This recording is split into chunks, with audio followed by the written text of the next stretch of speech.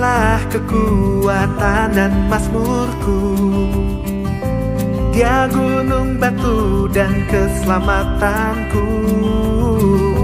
Hanya padamu hatiku percaya, Kaulah menara dan kota perlindungan.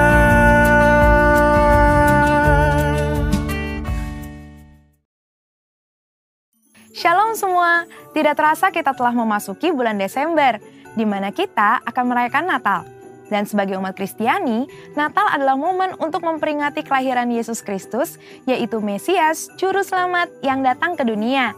Bahkan kegembiraan Natal juga turut dirayakan hampir di seluruh dunia, tidak peduli apakah mereka percaya atau tidak kepada Yesus.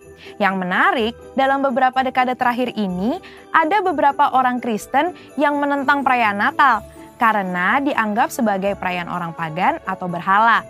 Ada juga yang berpendapat bahwa tidak ada perintah di dalam Alkitab untuk merayakan Natal. Maka dari itu, mari kita memahami bersama arti dan esensi dari perayaan Natal yang sebenarnya. Kata Natal sendiri berasal dari bahasa Latin natalis yang artinya lahir atau kelahiran.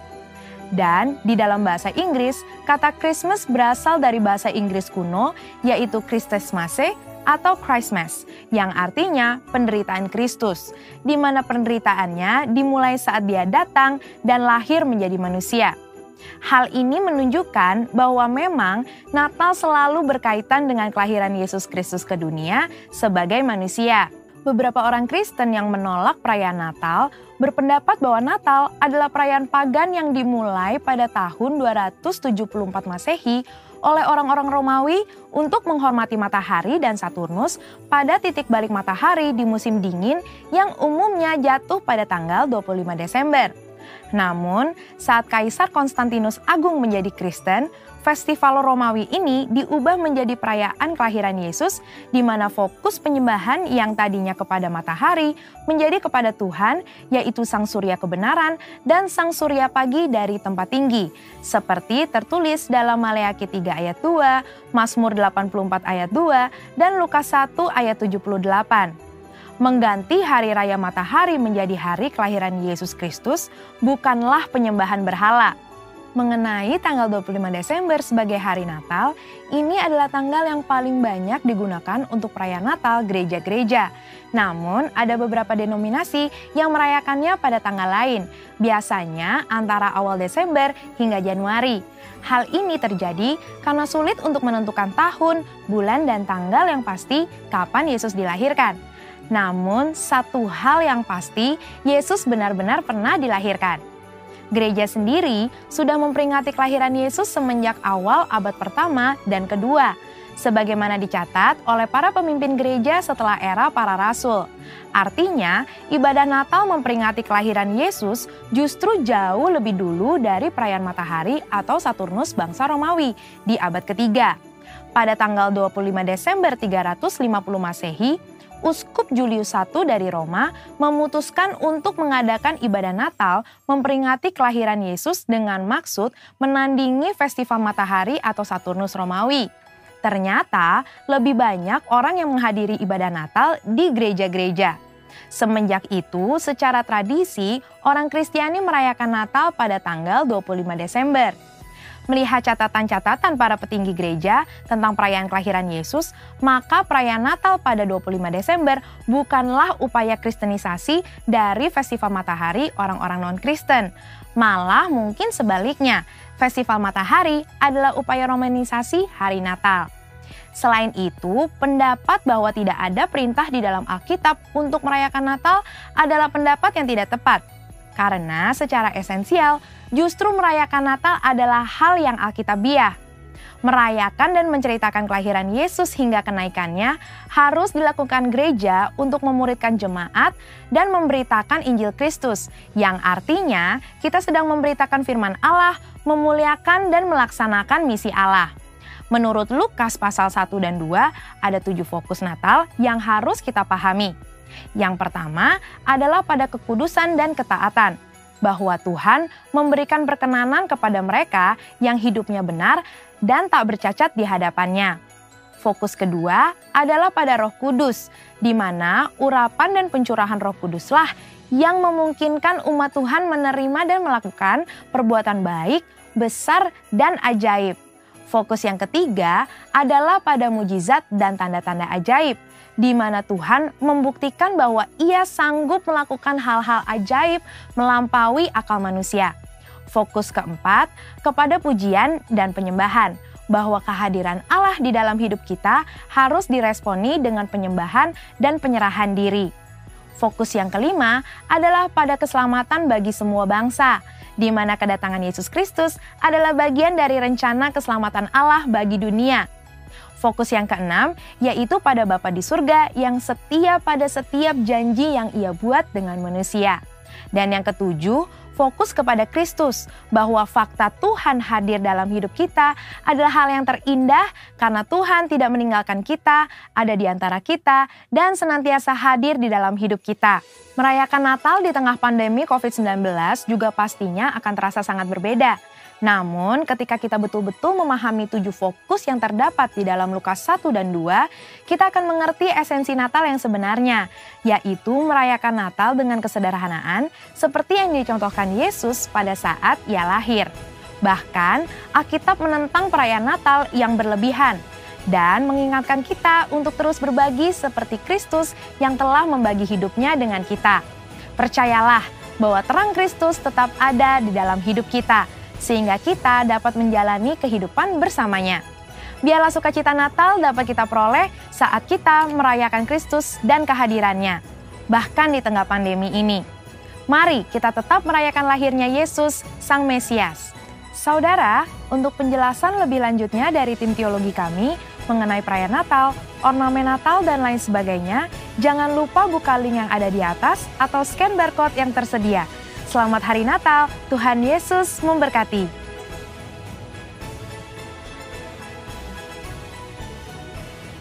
Christmas is never cancel. Selamat mengikuti ibadah Natal online GBI Grand Wisata Rayon 18.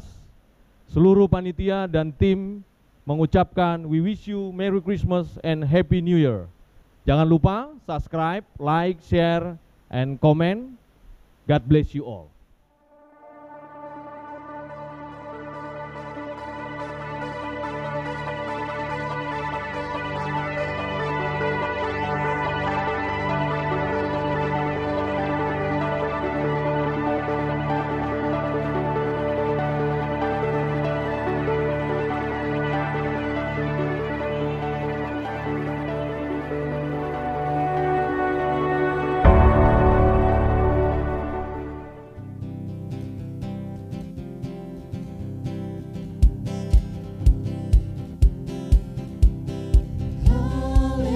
Aku memujimu, haleluya, aku bebas, haleluya, sorak haleluya, ku bersuka karena Dia, haleluya, ku memujimu, haleluya, aku bebas, haleluya, sorak haleluya, ku bersuka karena Dia.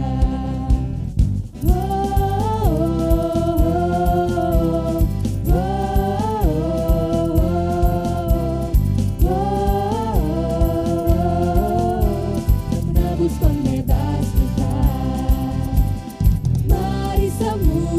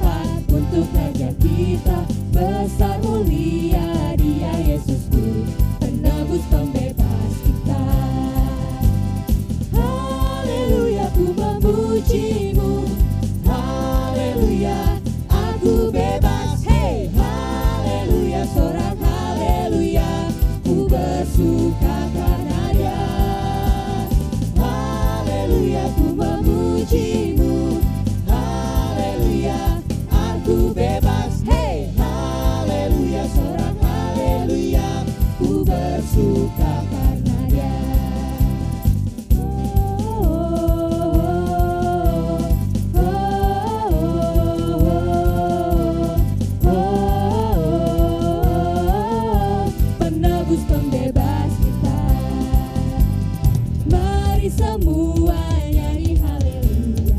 Mari melompat untuk Raja kita. Besar mulia Dia Yesusku, penebus pembebas kita. Haleluya, ku memujimu. Haleluya, aku bebas. Hey, haleluya, sorak haleluya, ku bersuka karena Dia. Haleluya, ku memujimu. Haleluya, aku bebas. Hey, haleluya, sorak haleluya, ku bersuka karena Dia.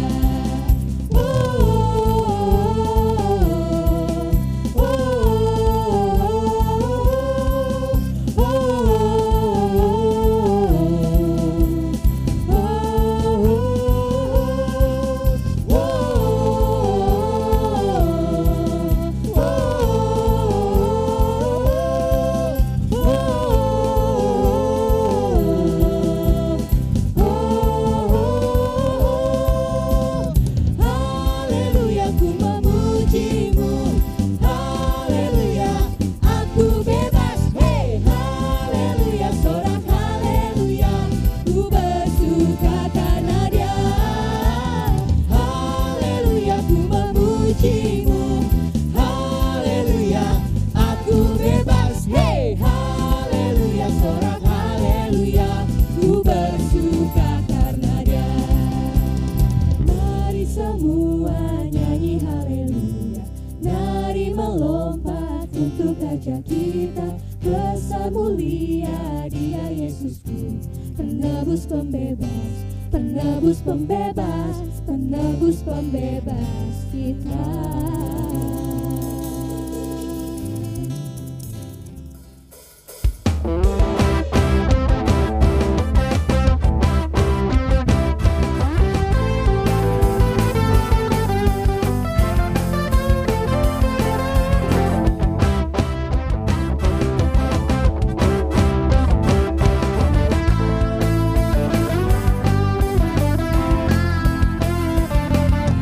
Suki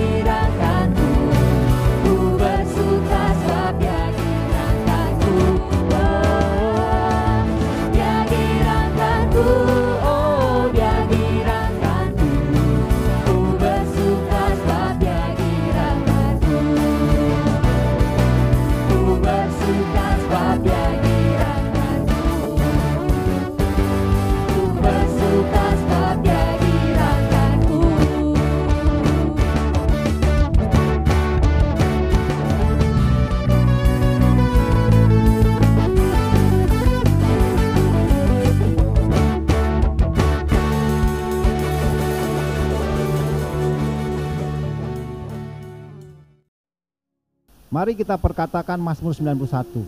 Orang yang duduk dalam lindungan yang maha tinggi dan bermalam dalam naungan yang maha kuasa akan berkata kepada Tuhan, tempat pelindunganku dan kubu pertahananku, Allahku yang kupercayai. Sungguh, dialah yang akan melepaskan engkau dari jerat penangkap burung, dari penyakit sampar yang busuk. Dengan kepaknya ia akan melindungi engkau, di bawah sayapnya engkau akan berlindung. Kesetiaannya ialah perisai dan pagar tembok. Engkau tak usah takut terhadap kedahsyatan malam, terhadap panah yang terbang di waktu siang, terhadap penyakit sampar yang berjalan di dalam gelap, terhadap penyakit menular yang mengamuk di waktu petang. Walau 1000 orang rebah di sisimu dan 10.000 di sebelah kananmu, tetapi itu tidak akan menimpamu. Engkau hanya menontonnya dengan matamu sendiri dan melihat pembalasan terhadap orang-orang fasik, sebab Tuhan ialah tempat perlindunganmu. Yang maha tinggi telah kau buat tempat perteduhanmu. Malapetaka tidak akan menimpa kamu, dan tulah tidak akan mendekat kepada kemahmu. Sebab malaikat-malaikatnya akan diperintahkannya kepadamu untuk menjaga engkau di segala jalanmu. Mereka akan menata engkau di atas tangannya, supaya kakimu jangan terantuk kepada batu. Singa dan ular tedung akan kau langkahi. Engkau akan menginjak anak singa dan ular naga. Sungguh hatinya melekat kepadaku, maka aku akan meluputkannya. Aku akan membentenginya, sebab ia mengenal namaku. Bila ia berseru kepadaku, aku akan menjawab. Aku akan menyertai dia dalam kesesakan. Aku akan meluputkannya dan memuliakannya. Dengan panjang umur akan kukenyangkan dia, dan akan kuperlihatkan kepadanya keselamatan daripadaku. Amin.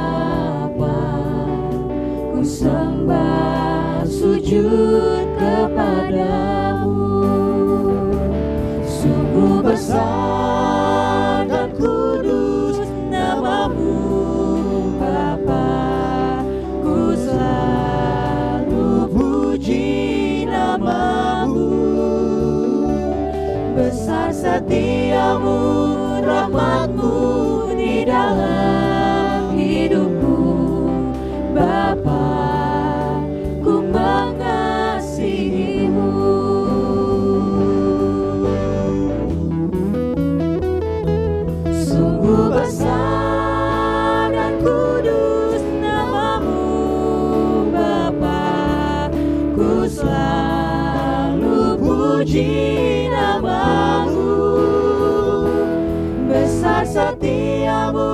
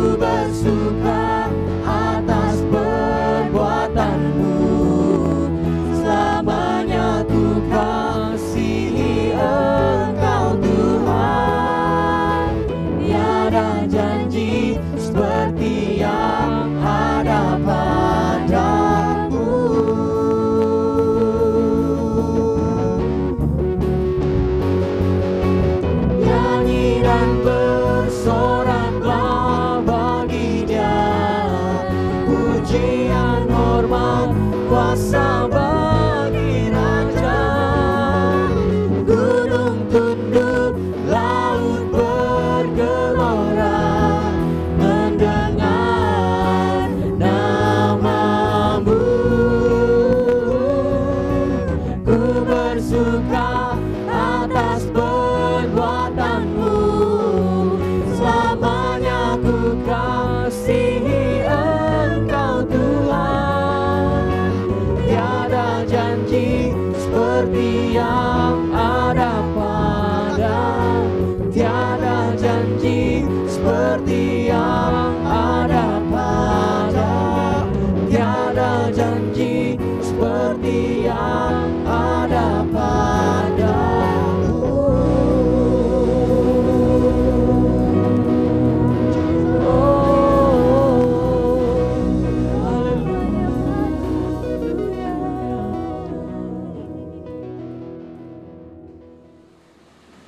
Mari kita satu dalam doa. Bapa, terima kasih, kami bersyukur berhari ini kami boleh bersama-sama merayakan Natal, khususnya buat jemaat yang ada di Grand Wisata.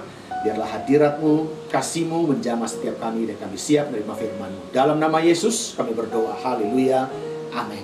Shalom Bapak Ibu Saudara yang saya kasihi, jemaat-jemaat di Grand Wisata. Dan hari ini kita akan lihat pesan Natal untuk kita. Nah, makna Natal, apa sih makna Natal dalam setiap orang percaya, saudara?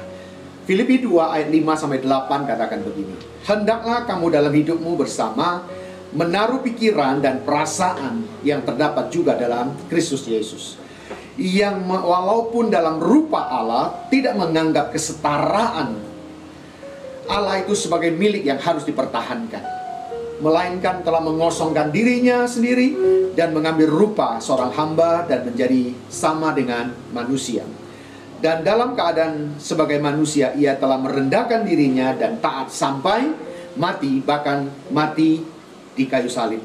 Nah, saudara, dari ayat ini, saudara, kita akan belajar makna Natal bagi orang percaya, saudara. Nah, dari Filipi 2 5-8, firman Tuhan berseru kepada setiap orang percaya untuk meneladani Tuhan Yesus yang telah berinkarnasi di hari Natal ini, saudara. Nah, apa makna Natal bagi orang percaya? Yang pertama, makna Natal adalah Tuhan Yesus tidak mementingkan dirinya sendiri. Ini yang perlu kita sadari, bahwa setiap tahun kita merayakan Natal, Yesus memberikan teladan, dia tidak mementingkan diri sendiri. Yohanes 15 ayat 13 katakan, tidak ada kasih yang lebih besar daripada kasih seorang yang memberi nyawanya untuk sahabat-sahabatnya. Dan ini Yesus sudah lakukan buat saya dan saudara. Oleh itu di hari Natal ini, Yesus mengajarkan dengan teladan kepada kita. Dan inilah makna Natal kita. Yesus tidak mementingkan dirinya sendiri dalam situasi seperti ini. Saya mengajak semua jemaat Tuhan, khususnya buat di Grand Wisata, biarlah kita merayakan Natal tahun ini tidak mementingkan diri kita sendiri. Makna Natal yang kedua, yaitu Tuhan Yesus datang untuk melayani. Natal itu bicara tentang kasih, saudara. Kasih Tuhan kepada umat manusia. Dan Yesus sudah datang, dia menginkarnasi diri jadi manusia dan melayani manusia. Markus 10 ayat 45 katakan begini, karena anak manusia juga datang bukan untuk dilayani, melainkan untuk melayani, dan untuk memberi nyawanya menjadi tebusan bagi banyak orang. Dan ini yang Yesus teladankan kepada kita, yaitu berarti makna Natal, yaitu untuk melayani sesama kita. Dalam situasi keadaan seperti sekarang, mari kita jangan egois hanya untuk kepentingan pribadi kita. Mari kita melayani sesama kita. Apa yang bisa kita kerjakan untuk saudara-saudara seiman dan juga saudara tidak seiman dengan kita? Saya mengajak kita, biarlah jemaat-jemaat Tuhan hari-hari ini semakin hari menteladani sikap Tuhan Yesus, yaitu mau melayani sesama. Bahkan dia berikan nyawanya buat saya dan saudara dan bagi semua orang. Mari kita lakukan. Dan inilah makna Natal yang kedua. Yang terakhir dan ketiga, saudara, makna Natal bagi orang percaya adalah Tuhan Yesus rela mengorbankan dirinya. Natal itu berbicara tentang pengorbanan Tuhan Yesus. Yesus datang ke muka bumi bukan untuk dilayani. Yesus datang ke dunia ini untuk mementingkan diri sendiri. Bahkan dia mengosongkan dirinya, bahkan dia lahir di kandang domba. Saudara, saya percaya bagi manusia belum pernah kita lahir di kandang domba. Kasurnya bukan kasur, saudara, tempat tidurnya, tapi jerami di palungan, tempat makannya domba kambing waktu itu. Itulah ranjangnya Tuhan Yesus. Dan dia mau mengorbankan dirinya. Filipi 2 ayat 8 katakan, dan dalam keadaan sebagai manusia ia telah merendahkan dirinya dan taat sampai mati, bahkan sampai mati di kayu salib. Saudara, Tuhan Yesus rela berkorban demi umat manusia. Dengan relanya untuk menginkarnasi menjadi manusia, sebenarnya Tuhan Yesus telah memberikan pengorbanan yang teramat besar dalam kehidupan kita. Saya berharap biarlah hari-hari ini jemaat-jemaat Tuhan semakin sungguh-sungguh dengan Tuhan. Kita semakin mengerti makna Natal ini, saudara. Maka membuat kita sebagai orang-orang percaya dalam situasi keadaan seperti sekarang, biar kita boleh menteladani apa yang Yesus ajarkan kepada kita. Yesus tidak mementingkan diri sendiri. Biarlah kita juga tidak mementingkan diri kita sendiri hari-hari ini. Yesus, dia datang untuk melayani, bukan untuk dilayani. Bukan sebagai seorang bos, tapi dia seorang pelayan. Servanthood ada padanya, dan dia siap setia melayani. Dan biarlah ini juga kita teladani dalam kita merayakan Natal tahun ini. Yang ketiga, Tuhan Yesus rela mengorbankan dirinya. Dan biarlah semua hari-hari ini kita rela berkorban. Bukan hanya egosentris untuk diri kita, tapi kita rela berkorban bagi orang lain. Inilah, saudara, saya berharap jemaat-jemaat di Grand Wisata menteladani Tuhan Yesus, dan kita lakukan dengan sungguh-sungguh. Mari kita berdoa. Bapak, hamba berdoa buat jemaat-jemaat-Mu. Kami yang sedang merayakan Natal tahun ini, biarlah Natal, makna Natal itu sungguh menjamah, menggugah setiap hati kami, sehingga kami boleh melakukan seperti yang Kau teladankan dalam hidup kami, dan kami boleh teladani, dan kami boleh melakukan dengan segenap hati kami. Biarlah Tuhan, kami mau tidak lagi mementingkan diri kami sendiri. Kami mau melayani sesama kami, bahkan di luar kami, sesama kami. Bahkan Tuhan, kami mau rela berkorban bagi banyak orang, supaya Injil keselamatan Allah diberitakan. Amanat agung Tuhan Yesus kami boleh selesaikan dengan waktu-waktu yang ada ini. Berkati umat-umat-Mu Tuhan. Hamba berdoa penuhi dengan kuasa Roh Kudus, biar semua kami boleh menjadi pelaku-pelaku firman. Di dalam nama Yesus Tuhan, berkat-Mu, anugerah-Mu melimpah setiap umat-umat-Mu. Dalam nama Yesus kami berdoa dan mengucap syukur. Haleluya. Amin.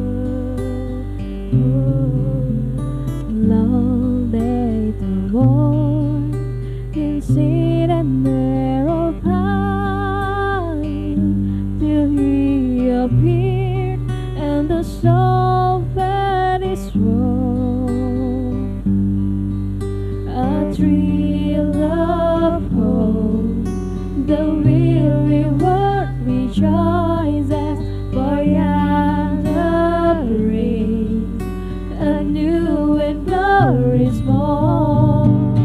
Fall on your knees, oh, hear the angel voices, oh, Lord divine, oh, night when Christ was born, oh, night divine,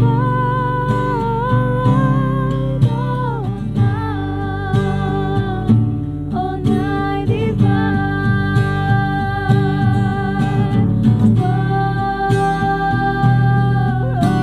your knees,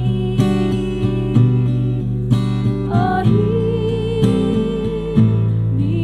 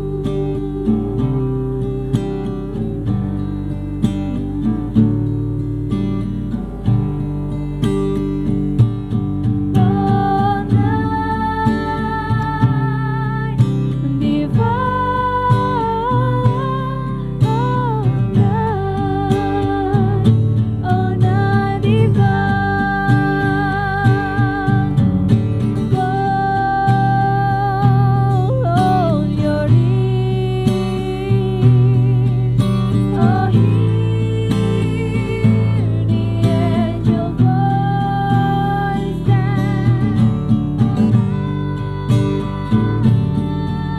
night divine, oh, night when Christ was born, oh, night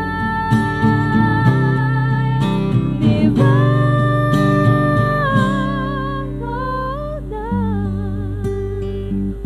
oh, night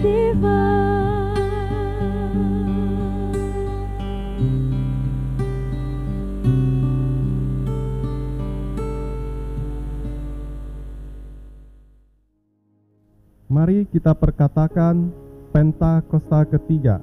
1. Pentakosta ketiga adalah pencurahan Roh Kudus yang dahsyat di zaman now, melebihi yang terjadi di Azusa Street. 2. Pentakosta ketiga akan mengakibatkan penuaian jiwa yang terbesar dan yang terakhir sebelum Tuhan Yesus datang kembali.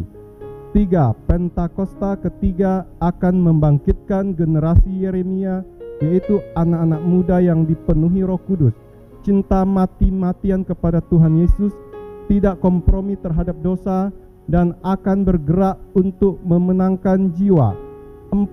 Pentakosta ketiga lahir di Indonesia yang bergerak ke bangsa-bangsa. Gerakan ini dari timur ke barat dan akan kembali ke Yerusalem. 5.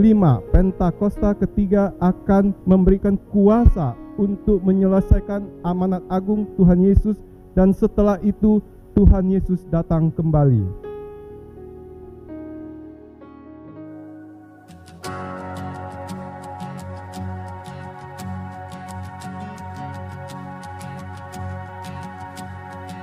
Siapakah diriku ini sampai Sang Raja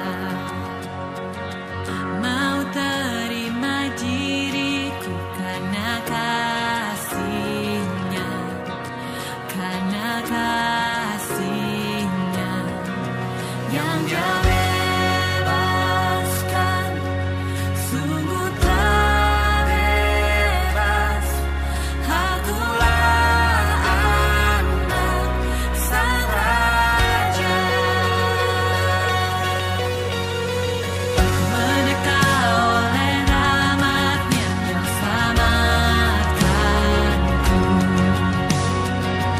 Waktuku masih berdosa, Yesus berkorban.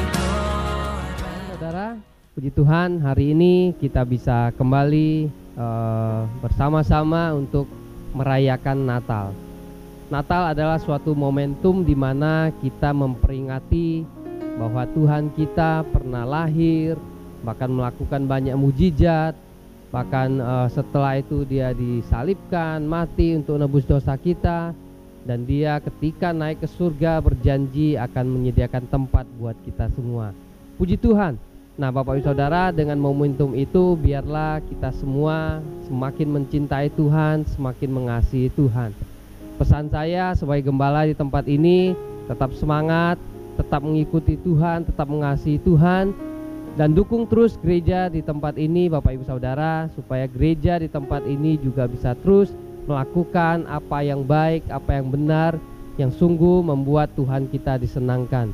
Puji Tuhan, selama pandemi melanda bangsa kita, gereja Tuhan di tempat ini juga berkontribusi banyak melakukan hal untuk membantu saudara kita yang mungkin kekurangan, bahkan teman-teman kita yang berdampak dari pandemi, dan kita melakukan itu. Dan tepatnya juga di tanggal 13 kemarin juga kami semua gembala, wakil gembala, dan pengerja tempat ini juga melakukan kunjungan kepada orang tua atau lansia, dan kita juga terus tetap berbagi kasih kepada mereka semua. Nah, jadi Bapak Ibu Saudara, sekali lagi pesan saya sebagai gembala di tempat ini, kita tetap semangat, tetap mengasihi Tuhan, tetap mencintai Tuhan dimanapun, kondisi apapun, dan ini yang akan membuat kita semakin mengasihi Tuhan. Pastikan momentum Natal ini membuat kita semakin mengasihi Tuhan. Dan sebagai penutup, saya mengucapkan selamat Natal buat kita semua. Semoga kasih Natal selalu membawa sukacita, damai sejahtera dimanapun kita berada, di keluarga, pekerjaan, bahkan di lingkungan kita berada. Tuhan Yesus memberkati kita semua. Amin.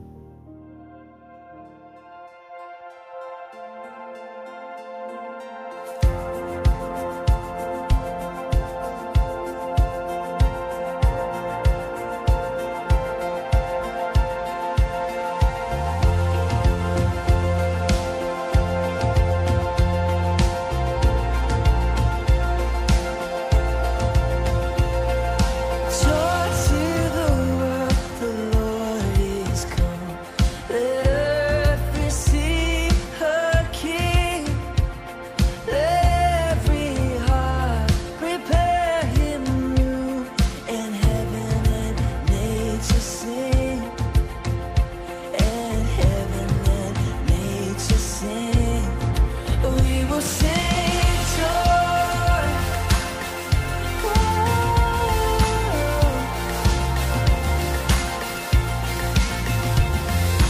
Joy to the world, the Savior reigns. Let men their song employ. While fields and flood, rock hills and plains, repeat the sounding joy. Repeat the sounding joy. We will sing joy. We will sing joy. We will sing joy. Satu. Merry Christmas.